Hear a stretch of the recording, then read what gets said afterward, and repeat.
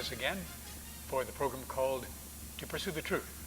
We're going to be pursuing the truth, as we always try to do, in another way, or at least a more refined technological way on this program. We have a new digital technical system, cameras, control room, etc. Only thing that's not digital is your host, I'm George Barris, nor our guests.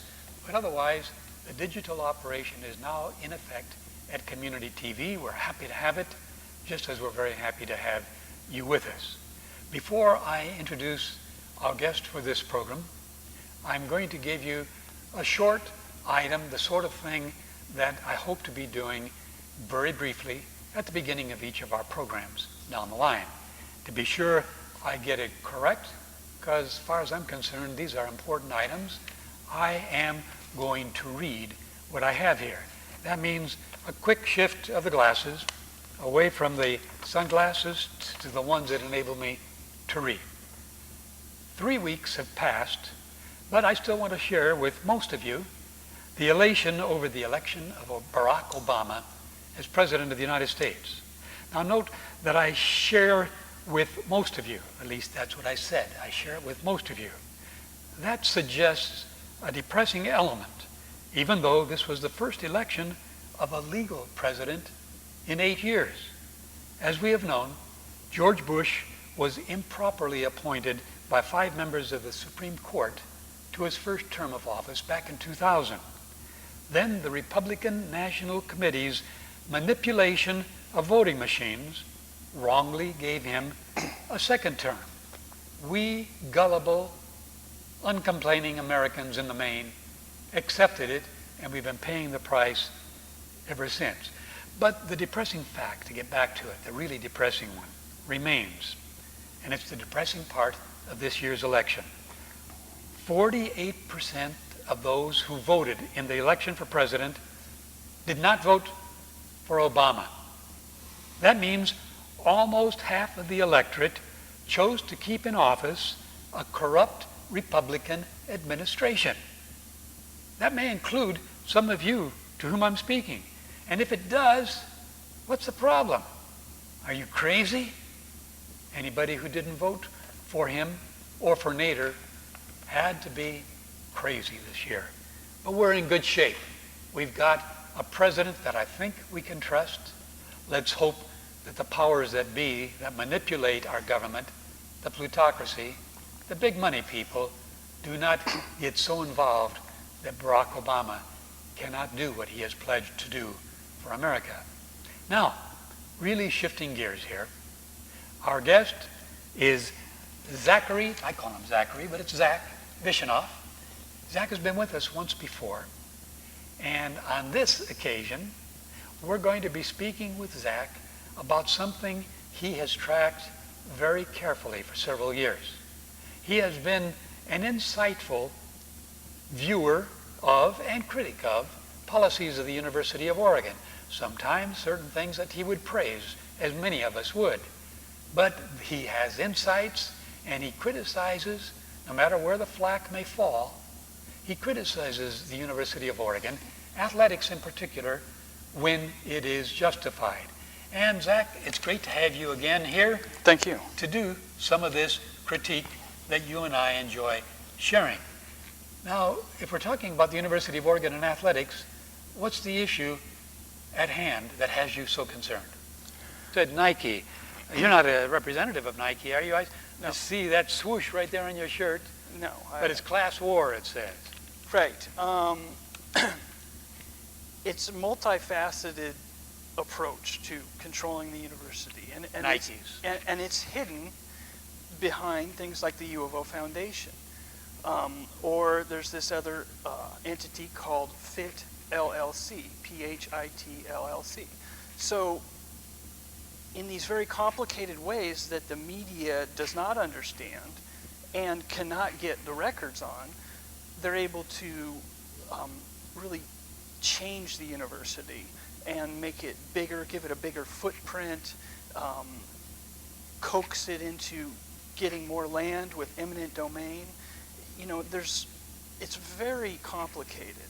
And our local media is just kind of duped by it because they'll look at one aspect of it instead of the bigger picture of Nike governance at the university. I have to explain to our viewers that every so often Zach will refer to Nike as in Mike. He means Nike, but he has his own reasons for playing with that name. But Zach, a university, most universities, are significantly large corporations. Well, there are small schools too, but the big corporations, particularly Pac-10, Big Ten University. And those corporations exercise things such as eminent domain, other tactics, which have a place in the system if done fairly and properly, in order to expand, given much money, but he's generous if he has a way of seeing to it that the money not only goes for what he wants done, but the money serves to make him the dominant figure deciding policy at the university. I assume that's the way you look at it, and that Phil Knight is the primary factor, personally. Well, sure. And one key example of what's wrong with Nike governance at the University of Oregon is the deferred maintenance, the backlog of existing repairs that need to happen on campus. Right now, the University of Oregon is suffering from approximately $150 million in deferred maintenance. Now, the University of Athletic Department has an unknown amount of deferred maintenance. That's the kind of problem where, say we get an earthquake, we have a lot of buildings that could have been seismic retrofitted if we had donors who are interested in the main campus and not just in sports facilities. But since it's not very exciting or sexy to donate to fix old buildings on the main campus, that privatization allows the university to get ahead of itself in acquiring new land and focusing only on sports, to where the students on the main campus will be in these substandard dorms or in these old academic buildings that are hazardous to their health.